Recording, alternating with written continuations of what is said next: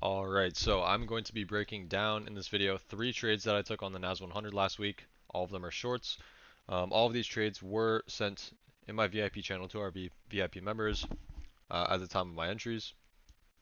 If you just check right here, this was me calling them. One was a loss, one was a +4, and the other one was a +2.74. Here's some of the profits I made on these trades.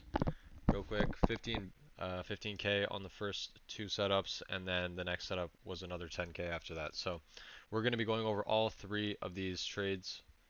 It was last Wednesday, last Thursday night, starting from the high time frame, why I took these, and yeah. So let's just start from the 2-hour time frame. So I had seen here that the 2-hour had broken down into a distribution here with this back and forth, recent break being down. So I was looking for shorts in this entire range. Um, that led me to go down to the 30 minute I mean. And on the 30 minute we had also some back and forth going on. So up, down, up, down. So in distribution at the moment here, I was looking for shorts Wednesday night, or sorry, this is Tuesday night. Going down to the 8 minute, we had 2 breaks down and then 1 break up in the 8 minute in a redistribution model from this. And then we also created a fractal break right here. So we had a fractal break to the downside on the 8 minute, giving us this fractal supply zone.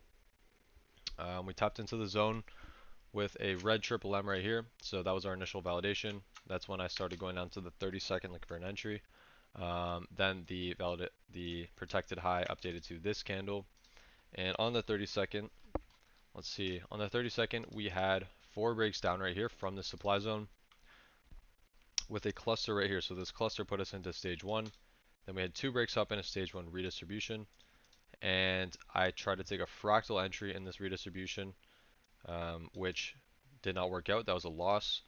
Then we broke up a 3rd time, but since we had 4 breaks down over here, this is still a redistribution model, so we were still valid to take an entry. MAs look pretty good here as well.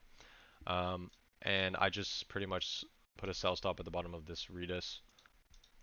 And with the new ATR TP method, this trade hit literally perfectly on the TP at 4RR. So if we go to the time of the entry, the ATR was what, 2.28.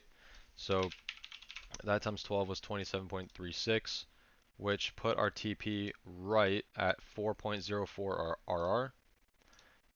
And that literally hit it perfectly and then came all the way back up. So we fully got out down here perfectly the TP.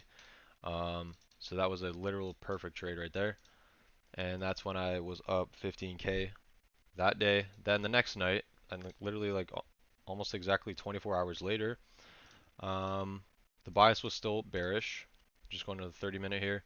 We broke up twice on the 30 minute, then ended up breaking down twice. So still a bearish model on the 30 minute. On the 8 minute, in a bearish model, we had 3 breaks down. The supply zone left from this 3rd breakdown was up here. We tap into it pretty cleanly. We get a triple M right there. That's our type 1 validation in the supply zone. And then going down to the 30-second, these candles were a bit ugly, but we still had an entry that made sense. So we had 2 breaks down, starting to create a cluster here. So this would be a stage 1 creation entry, pretty much. So as you can see, that zone right there got tapped, which made this break a cluster, and I put my sell stop at the low of the cluster. Now this entry it's a newer type of entry that I do.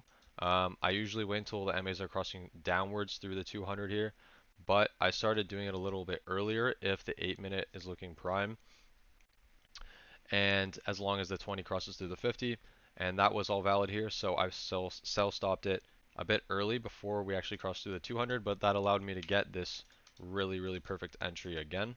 Now this one actually ended up running, I think the TP for this one was at 2.74. This one actually ended up running like 10RR almost. So this is a case where, the TP method, we did TP a little bit early, but especially 1 a.m. trading NASDAQ, you just want to take your money and kind of get out sometimes. But yeah, this ended up going a lot further. If we were trailing, we would have ended up taking profit, I think, at like 5RR or something.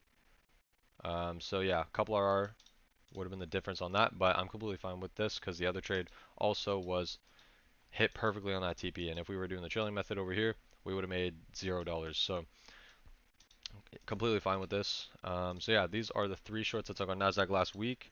I think I ended up taking another break even over there.